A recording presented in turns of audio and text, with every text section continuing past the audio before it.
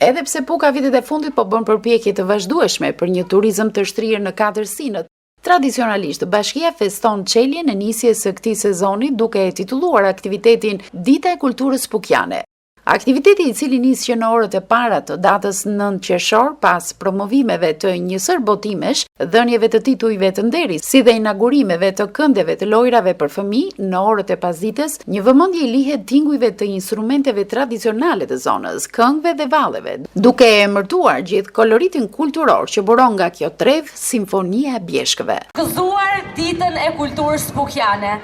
E më shumë nga gjithë ata të cilët kontribuan për kulturën pukiane, e të gjithë ata që na kanë nderuar dhe i kanë dhënë emër ditës së 9 qershorit, ditës së kulturës pukiane.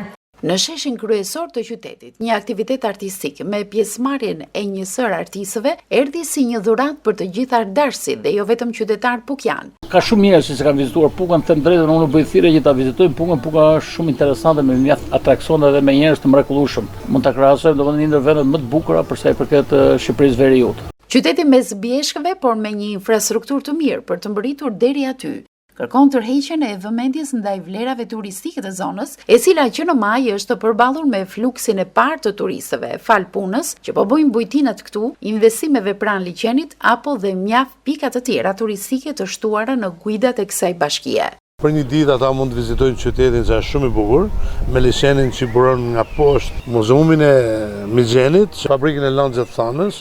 Parku i Aventurës është i veçantë po thuash në Shqipëri, por për të rritur është edhe ziplani, që është ziplani më i madh në Shqipëri dhe në Ballkan. Me zbatimin e paketës së maleve, turizmi në Pukë pritet të ketë një rivitalizim të atraksioneve që ofron dhe pse jo të kthehet një ndër destinacionet më të rëndësishme në Shqipëri.